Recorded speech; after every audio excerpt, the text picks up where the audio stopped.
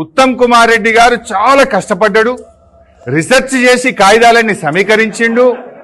ఉత్తమ్ కుమార్ రెడ్డికి పిహెచ్డి ఇవ్వాలి, డాక్టరేట్ ఇవ్వాలన్నాడు. ఆయన అవన్నీ సమీకరిస్తేనట ఈయన సీక్వెన్స్ లో పెట్టిండట.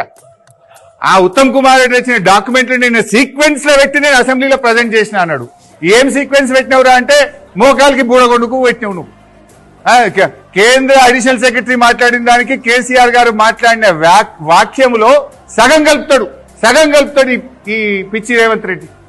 ఇక మాటలు జారుతున్నట్టున్నా కానీ ఆయన అసెంబ్లీలో మా జారినాక నేను ఇడ మా జారినా తప్పులేదు వాస్తవంగా చెప్పాలంటే. అంటే ఇప్పుడు చెప్పు రేవంత్ రెడ్డి, నేను అడుగుతున్నా, నాలుక కొయ్యాలి అన్నాడు. నేను అడుగుతున్నా రేవంత్ రెడ్డి, నువ్వు ఇంత అసెంబ్లీలో అబద్ధాలు మాట్లాడి యావత్ శాసనసభ వ్యవస్థను తప్పుదో పట్టించిన నీ నాలుక కొయ్యాలనా, ఎవరి నాలుక కొయ్యాలనో చెప్పు రేవంత్ రెడ్డి అని నేను అడుగుతా ఉన్నా.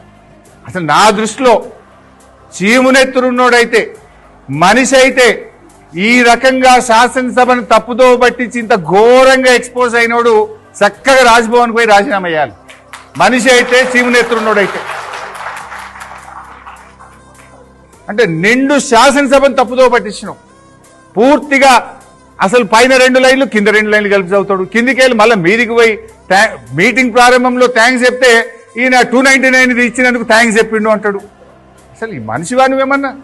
సరే, నేను ఇట్లా మాట్లాడితే ఇప్పటికే నాకు తెలిసి నా మీద దాడి చేపిస్తాడు, నా మీద అక్రమ కేసులు పెడతాడు, అవసరమైతే హత్యాయత్నం కూడా చేస్తాడు. దానికి నేనేం భయపడదు. గతంలో వరద బాధితుల్ని పరామర్శించడానికి పోతే ఖమ్మంలో రాళ్ల దాడి చేసిండు. ఇంకా దీనికి నిన్న ఒక మాట అన్నాడు. ఏమంటాడు? నిన్న దేవుడి మీద ఒట్టు పెట్టుకున్నా అన్నాడు.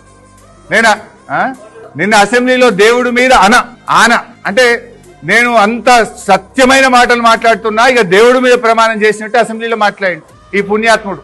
ఈయన గతంలో రైతులకు రుణమాఫీ చేస్తా, 15 ఆగస్టులో రుణమాఫీ చేస్తా దేవుడా అని ఆడపోయి యాదాద్రి లక్ష్మీ నరసింహస్వామి మీద ప్రమాణం చేసిండు, భద్రాద్రి రాముల వారి మీద చేసిండు, మెదక్ చర్చి మీద చేసిండు, మహబూబ్ నగర్ లో జహంగీర్ పీర్ దర్గా మీద ప్రమాణం చేసి దేవుణ్ణే మోసం చేసిన గనుడు రేవంత్ రెడ్డి నిన్న అసెంబ్లీలో కూడా దేవుడి మీద ప్రమాణం చేస్తున్నా, నేను సత్యమైన మాటలు మాట్లాడుతున్నా అంటాడు. ఇది సత్యమా? ఇవి సత్యమైన మాటలా?